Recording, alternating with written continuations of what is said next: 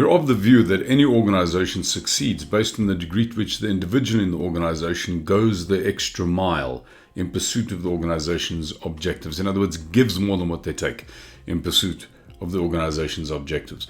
And we have a metaphor that helps to make sense of this. We call it the three bakers analogy. Let's say we've got three bakers who bake a cake. It takes them a whole month to bake that cake, and at the end of the month the cake is sold, and each baker takes a slice home to feed their family. Then clearly there's a slice left that you would call either a surplus or a profit. And the point about this is that that slice only exists because the total cake that was baked was bigger than what each individual took home. In other words, collectively, you have these people given more than what they've taken, or have they taken more than what they've given? And clearly, they've given more than what they've taken, which suggests that any group succeeds based on the degree to which the individual goes the extra mile. Now, if this is true, the problem is that most people lead organizations in such a way where they disable this intent of the average person to go the extra mile. Because if you ask most people to define the word leadership, what does the word leadership mean to you? This is the sort of wording that you would get to coach and to inspire, to support, etc., etc. And if you look at these words, there's two categories in the word. There's a category that has to do with people, being empathic and supportive, etc., etc. And then there's a category that has to do with an outcome or a result, some sort of an objective, if you like. So how most people string together their understanding of this word leadership in their minds is that they think that leadership is about achieving a result through people. This is a very toxic way of looking at for a leader to look at their role, because if the leader thinks it's their job to achieve a result through people, they will cultivate takers rather than givers. And we have a thought experiment that helps to demonstrate the case. Let's say you're the boss and you've got two people working for you. The one is called Fred and the other one is called Joe. And you want to work out which one of them is going to work for you because they have to, and who's going to work for you because they want to. And this is sort of typically how you treat them. You say to Fred, in 1980, I did what you have to do now. Don't argue with me. Shut up and go and do what I did. You say to Joe, in 1980, I did the thing that you have to do now, and what I did worked. It might be helpful to you. Take a look at it. Then clearly, Fred's going to work because he has to, and Joe's going to work because he wants to. And if the question is, well, what makes those two interactions different? It appears that in the Fred interaction, you're kind of being much more sort of directive and autocratic. In the Joe interaction, you're being a lot more, in a sense, democratic. You're allowing Joe to make a decision which Fred can't make. And all of this is true, but there's something else going on under the surface that's not immediately apparent, which becomes apparent when you separate these two variables in your mind, means and ends. And you put into those two categories either the person who's doing the job or the job that's being done. So if you said to Fred, in 1980, I did what you have to do and what I did worked. Don't argue with me. Shut up and go and do what I did. What you're trying to do is you're trying to get a job done, and you're using Fred, the person, as your means to get the job done. If we assume that in the Joe case you meant what you were saying, in other words, in 1980 I did what you have to do, it might be helpful to you to take a look at it. It is clear that you could have a completely different outcome from what you had in 1980. It might even be a disaster. So what you're trying to do in the Joe interaction is not to get a job done, is you're actually trying to teach Joe something, the person. And what gives you an opportunity to teach Joe something is the job that he's doing. Now, that inversion of means and ends tells you that there's a fundamental shift in the intent of the engagement from the boss's point of view.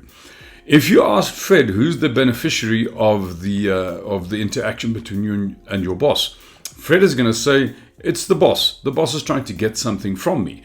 If you ask Joe exactly the same thing, he said, no, it's me. He's trying to give me something. And if we defined this idea of leadership through this lens, if we said leadership was about achieving a result through people, then clearly this would not be consistent with the Joe interaction. This is consistent with the Fred interaction, because in that statement, the outcome, the result is the end and the people are the means. If you wanted to have a phrasing that would be consistent with the Joe interaction, you would have to say something like, leadership is about achieving people through results. Now, sometimes people think that just sounds completely insane. I mean, that's kind of not even English. But I think that's exactly what leadership is about, because that's exactly what a coach does, for example. I mean, a coach does not produce a result. A coach's job is to coach a player. That doesn't suggest that the coach has got no interest in the game that's being played and he's got no interest in the result. He's got an interest in both of these things, but they're not It's not his deliverable. His deliverable is the competency of the player, but he uses the game that's being played and the result as his means to achieve that. So the coach doesn't use the player to get a job done and to achieve a result. He actually uses the result as his means to enable a player. It's a completely legitimate view for the boss to think that leadership is about achieving people through results, or you could say growing people through those results, or maybe enabling people through results. So this first thing that it indicates is that for leadership to be legitimate, there has to be a fundamental inversion in the direction of service in the relationship between the boss and the subordinate. The boss has to be there for the subordinate and not the other way around. Further to this, if you want to kind of consider, well, then what is the kind of boss that people would work for because they wanted to? Again, if you ask people to describe a boss like that, this would be a typical sort of list that you would get from people.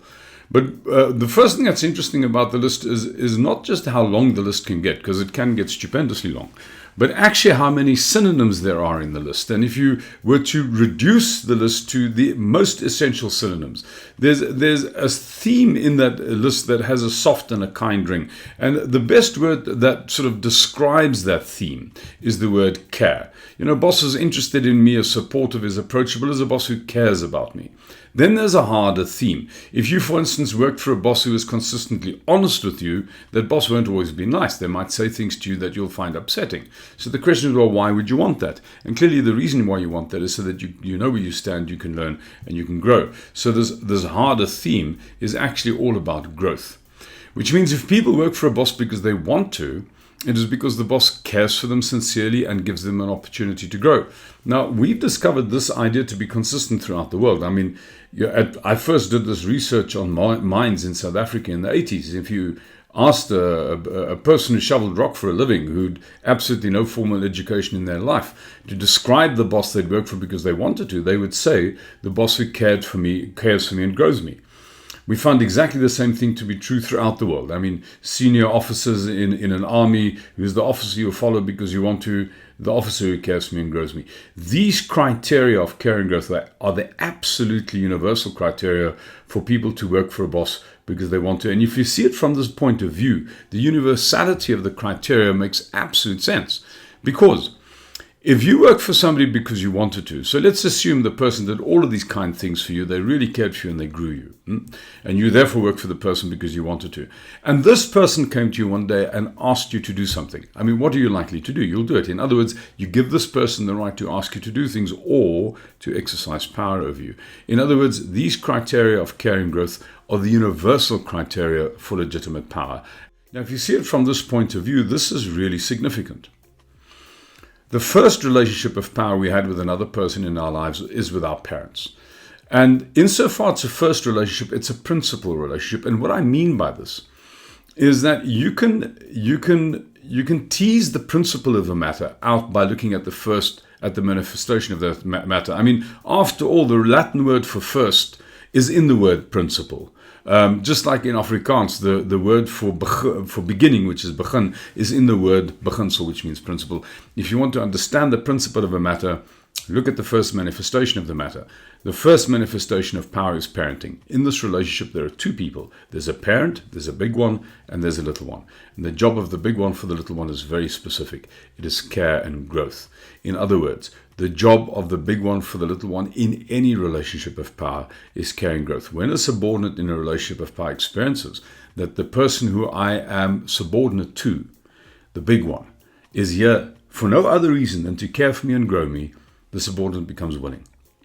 When the subordinate experiences that that person is there, that the boss is there for any other reason, the boss becomes, the subordinate becomes resistant. Which means to say that any relationship of power is legitimate if the aim of that relationship is the care and growth of the subordinate. This is universally true. It's true wherever you find hierarchy. It is the requirement of the athlete in their relationship with the coach. It is the requirement of the soldier in their relationship with the officer. It is the requirement of the subordinate in relationship with the boss, the student in the relationship with the teacher, etc., etc., etc.